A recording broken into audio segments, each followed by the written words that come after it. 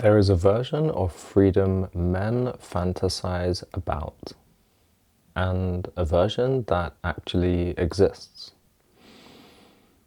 The fantasy is always light. It imagines freedom as escape. Escape from weight. Escape from consequence. Escape from being held to anything long enough for it to shape you. In that fantasy, freedom means no rules, no obligations, no friction, no gravity.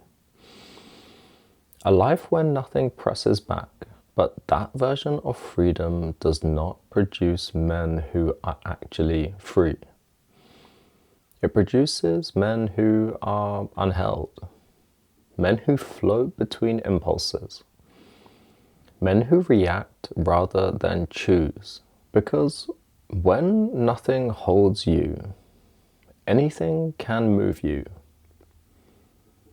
Sovereignty is something else entirely. Sovereignty does not remove weight. It teaches a man how to carry it. Sovereignty says, I carry my life fully, and no one can pull me out of my center. Not because the world stops pressing.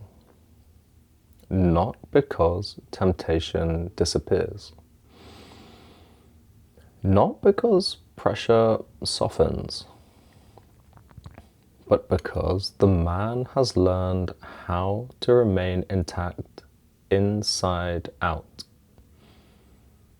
Most men never reach sovereignty because they confuse it with escape. They try to exit responsibility. They try to dissolve tension. They try to numb the sensation of being answerable to something that does not negotiate. They want relief, not ownership. But sovereignty is not relief. It's far from it. It is the unbuyable, unshakable inner ownership. Ownership that does not announce itself. Ownership that does not posture. Ownership that does not need witnesses. It is quiet, it is heavy, it is unmistakable when present. This is the stage where a man cannot be seduced, cannot be bullied, cannot be rented, cannot be emotionally hijacked. Not because he is hardened, but because he is anchored. And the anchor is not rigidity, it is placement. A man who knows where he stands does not need to prove it. He does not argue his position any longer. He does not defend his sacred center. He does not explain his alignment. He simply remains where he is while the world moves around him. This is where masculinity gets distorted. Men confuse sovereignty with dominance, with intimidation, with emotional withdrawal, with becoming unreachable. But that is not sovereignty. That is insecurity wearing armor. Sovereignty is not power over others. It is self-possession. It is the ability to remain whole when others are emotional, reactive, seductive, disappointed, or demanding. The sovereign man does not need to control the room. The room naturally orients to him because his internal signals are coherent. There is no static in his presence, no mixed messages, no performance layer seeking permission. What he feels, what he says, and what he does are not in conflict. This coherence is felt before it is understood. Some people relax around him. Others become unsettled. This is not because he is threatening, rather because he does not move to accommodate instability. He does not harden against it either. He remains where he is, grounded, situated, and that stillness exposes everything that is away from that sacred center. Every man who reaches this stage is tested one last time. The test is not pain. It is not chaos. It is not collapse. The test is invitation. Invitation to compromise just a little. Invitation to return to being liked. Invitation to soften standards. Invitation to outsource responsibility again. The world does not test sovereignty with force. It tests it with comfort. Comfort offered at the exact price of your center. The offer is subtle. Nothing explosive is demanded. Nothing obviously wrong is proposed. Just enough erosion to see whether the man will move. If he says yes, he does not fall. He dissolves slowly, quietly, without spectacle. And the consequence does not arrive as disaster. It arrives as confusion. The man feels slightly off, slightly tired in a new way, slightly less solid when he speaks. His decisions take longer. His boundaries require explanation again. His body carries a low-grade tension he cannot quite locate. He is still functional, but no longer placed. And eventually, he realizes he is negotiating with himself again. And the center has shifted. A sovereign man has structure, not rigidity, orientation. He carries non-negotiable standards, directional principles, emotional literacy without emotional obedience, boundaries that do not require explanation. A life organized around truth, not reaction. He does not argue for his values. He lives them breath by breath. He does not seek validation. He does not request permission. He does not perform masculinity. His nervous system is regulated because his life is aligned. Alignment is not comfort, it is congruence. What he believes, what he does, and what he tolerates are no longer at war. This is not ease, this is coherence. This part matters. Sovereignty often feels like isolation because you stop vibrating at the frequency of compromise. Some relationships fall away. Some dynamics break. Some people accuse you of changing, and they are completely correct. You did change. What they feel as distance is your refusal to abandon yourself anymore. The loneliness here is real and heartbreaking, but it is transitional. It is the space left behind when false alignment drops away. True alignment is permanent. It doesn't change with time. A sovereign man builds because his center no longer moves. Not as ambition, as consequence. In a relationship, he stops merging. He listens without it absorbing. He cares without contorting. He remains present without surrendering his stance. This changes the dynamic of the bond. There is less urgency, less emotional bargaining, less drama mistaken for intimacy. Some connections deepen, others fail quietly. Not because he withdraws, but rather because the relationship can no longer survive on compromise.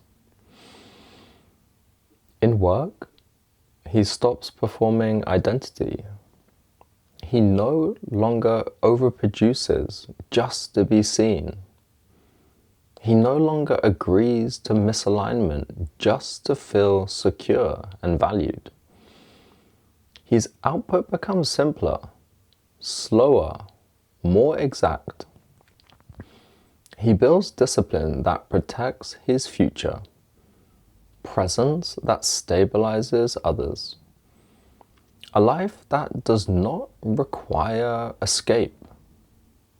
He is not perfect, but he is internally owned, and a man who owns himself cannot be manipulated by others. At this point, many men think they have arrived. They feel stronger, quieter, less reactive.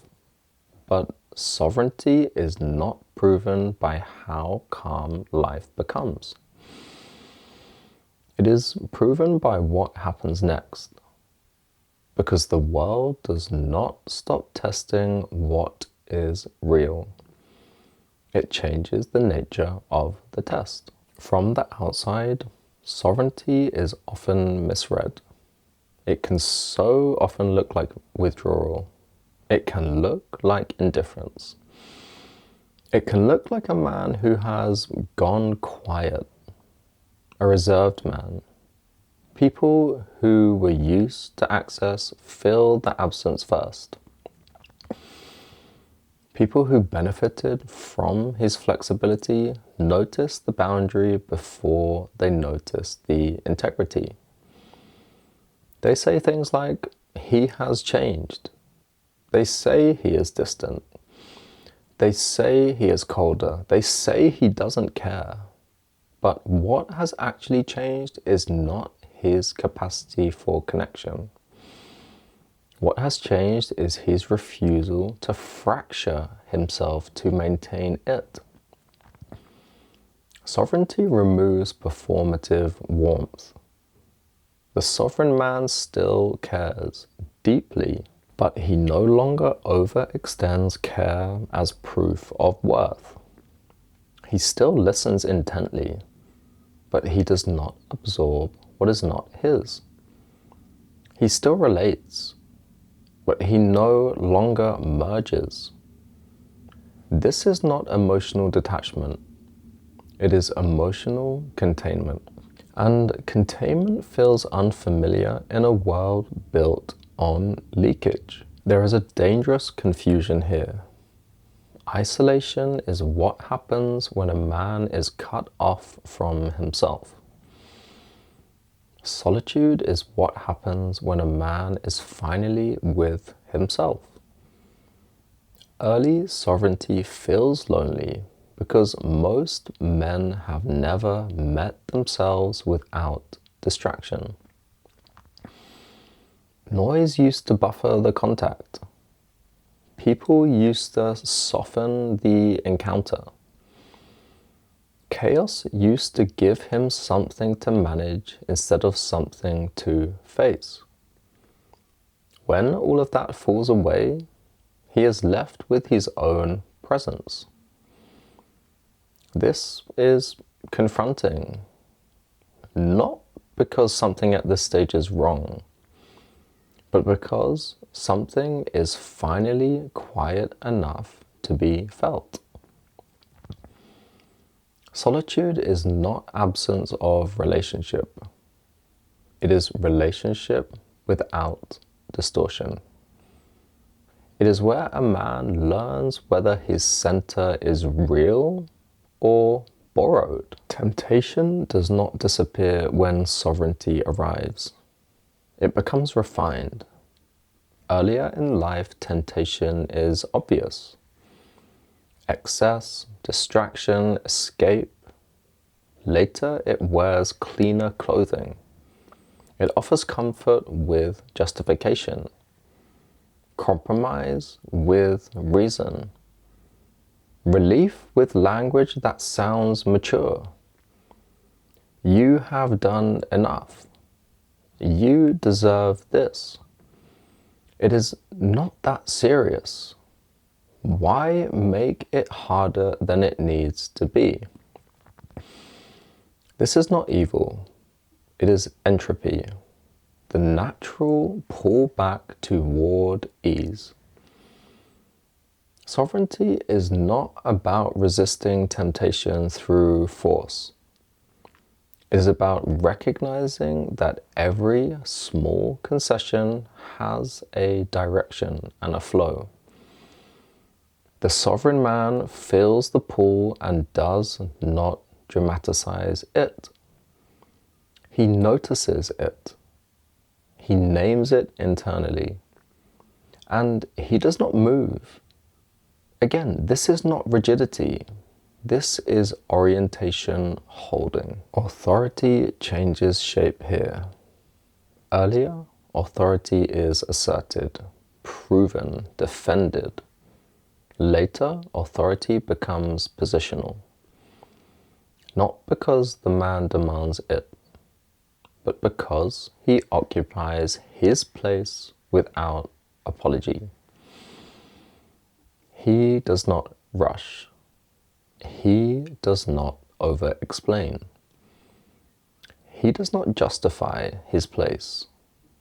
His timing is not reactive. This unsettles people accustomed to urgency. They interpret steadiness as resistance. But steadiness is not resistance. It is independence from pressure. This is why sovereign men are tested by delay.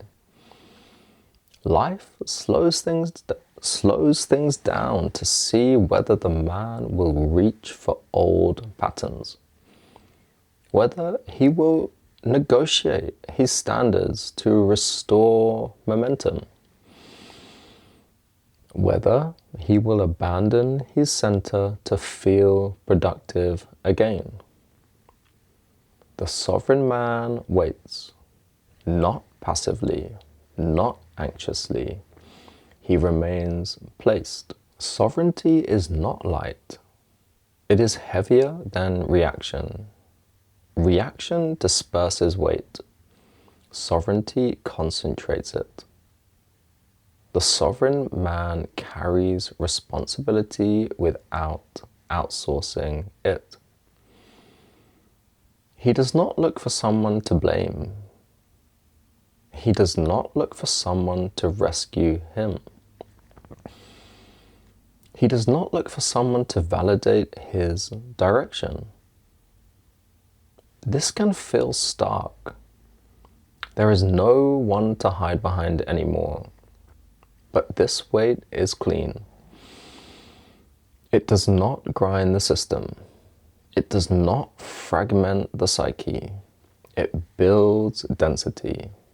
And density is what allows a man to stand under pressure without collapse. A sovereign man does not enter a relationship to be completed.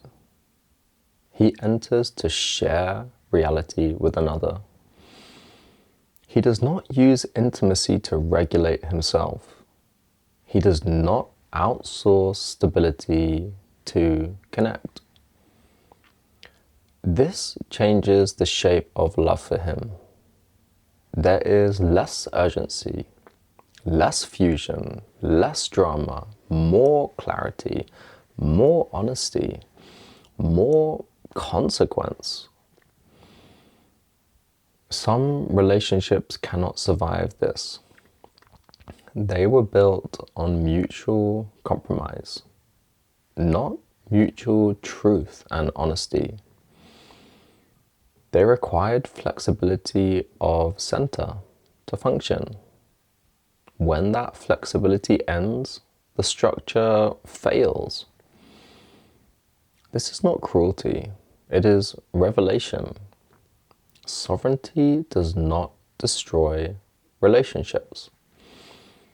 It simply reveals which ones were real and which ones required you to not be yourself to survive. And eventually, sovereignty settles. Not as confidence, not as pride, as quiet reliability. The man wakes up and there is no internal argument. No debate about who he needs to be today. No scanning for approval. No extraction. No adjustment to anticipated reaction. He knows what he will and will not do. Not rigidly, not defensively. Simply, clearly, cleanly. This is not a peak state. It is a baseline. From this baseline, life becomes simpler. Not easier, simpler. There are fewer decisions because the center does not move. There are fewer regrets because compromise is visible immediately. There is less noise because integrity no longer negotiates. There is a phase sovereignty enters that almost no one speaks about because it does not look like progress. Nothing improves dramatically here. Circumstances do not suddenly align overnight. Life does not reward the man for his integrity. The world does not acknowledge the shift. In fact, very little appears to change at all. This is where many men quietly regress. Not because they are weak, but because they were still expecting feedback. Earlier stages had feedback loops. Chaos, reaction, people responded, intensity confirmed one's existence. Sovereignty removes those loops. The man stands and nothing answers back. No applause, no collapse, no visible return, just time. This is not a mistake in the initiation arc. This is the initiation arc itself. Because sovereignty is not proven by how a man behaves under pressure. It is proven by how he behaves when pressure lifts and nothing replaces it. At this stage, integrity becomes heavy in a new way. Not dramatic or painful, just unmoving.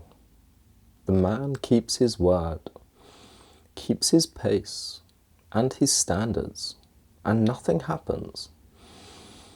No one notices. No doors swing open. No sense of arrival appears. This is where fantasy returns. Not loudly, quietly, and it whispers. Was it all worth it? Did you miscalculate? Are you being rigid? Is this just stubbornness dressed up as virtue? This is not temptation as indulgence. This is temptation as doubt. And it is far more dangerous because it sounds reasonable. The sovereign man does not argue with these thoughts. He does not crush them either. He does not dramatize them. He lets them pass without reorganizing himself around them. This is endurance without narrative, and it is one of the hardest thresholds there is. Earlier, sovereignty had a shape. It contrasted against chaos, against reactivity, against collapse. Here, even that contrast fades. The man is no longer becoming sovereign. He simply is, which means the identity falls away. There is no longer the I am the man who. There is just, this is how I stand. This feels disorientating at first because identity used to provide friction, edges, meaning through struggle. Now there is no enemy, no drama to organize against, no mirror to confirm difference. This is where some men unconsciously recreate instability. They provoke, they overwork, they destabilize relationships. Not because they want chaos, but because chaos once proved who they were. Sovereignty does not need proof. And the ego does not enjoy that. So the ego tries to reinsert itself through urgency. The sovereign man notices this. And he does nothing when this happens. Time becomes the final test. Not intensity, not fear, not desire. Time. Days repeat. Weeks pass. Months roll over, nothing collapses and nothing accelerates. This is where most men abandon their center. Not in crisis, but in boredom. They soften standards just a bit. They explain themselves again. They re-enter negotiation. Not because they want to, but because stillness feels like stagnation. But stillness is not stagnation. Stillness is load-bearing patience. It is weight held long enough to change the man holding it from inside out. Sovereignty is not forged in moments. It is forged in duration. Eventually, and this cannot be rushed, something begins to reorganize itself. Not an external event, something internal. The man realizes he is no longer checking himself, no longer scanning reactions, no longer wondering if he should move. The center has stopped asking questions. This is subtle. It does not feel like confidence. It feels like inevitability. Choices simplify, not because the thousands of options disappear, but because alignment removes negotiation. The man does not feel right. He feels placed. And placement does not seek confirmation. Only after a long delay does the world begin to respond. Not with reward, with Accommodation. People stop pushing, stop testing edges, stop leaning, not consciously, naturally, organically, because the man is no longer responsive to instability. Like we mentioned earlier, this is not dominance, this is gravity. And gravity does not announce itself, it simply changes what can move. There is a moment that does not announce itself, where sovereignty becomes irreversible. Nothing explosive happens. No vow is spoken. No line is crossed outwardly. No ceremony may happen. The man simply realizes he cannot go back. Not because he is superior and above it. Not because he is disciplined. Because returning would now require lying to himself.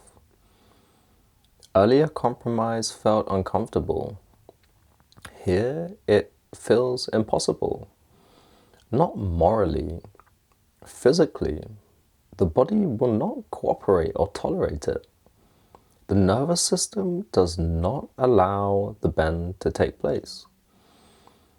This is how sovereignty locks into the body, not through force, through incompatibility. At this stage, integrity is no longer conceptual, it is somatic. When something is misaligned, the body knows immediately and without any doubt. There is no longer a debate, no rationalization, no internal argument. The man feels it as friction, as drag, as loss of coherence. And because he has lived without that friction long enough, he does not tolerate its return. This is not rigidly or awkwardly done. It is something done instinctively. This is why sovereign men appear simple. Not because they lack complexity, but because complexity has stopped running their decisions. This is where instruction fails, because sovereignty is not information. It is consequence. No man can be convinced into this state.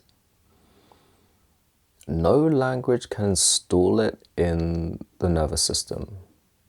It emerges only after repeated self-honoring, sustained non-reaction, endurance without short-term payoff, refusal to self-betray in quiet moments. This is why sovereign men recognize each other without conversation. There is nothing to signal, nothing to perform, nothing to posture, nothing to prove. The center is either load-bearing or it isn't. Eventually, something else falls away. The need to seek, not meaning, not purpose, approval, confirmation, the subtle checking, am I doing this right? That question dissolves and disappears. Not because the man knows everything, but because his alignment no longer requires permission. He is not closed. He is finished with bargaining. We've reached a point where sovereignty stops feeling like a personal achievement. It feels impersonal, like gravity, like a force of nature, like consequence, like law. The man does not use sovereignty. He operates inside of it. And that means he does not threaten it. He does not advertise it. He does not weaponize it. He simply does not violate it. And life responds accordingly, accurately, genuinely to him. Sovereignty is not a finish line. It is an ongoing work in progress. It is not a title. It is not a status. It is not recognition. It is the stance a man takes when abandoning himself is no longer survivable. It is what remains after every performance has collapsed. The world will still apply pressure. Loss will still arise. Certainty will still exist. But the question is no longer, can this man survive this? The question becomes, will he leave himself in the process? And the sovereign man does not. Not heroically, not defiantly, not arrogantly. He simply stays, because leaving is no longer an option his body recognizes. This is not strength as image. This is not performance. This is strength as continuity. This is spiritual sovereignty. This is sacred sovereignty.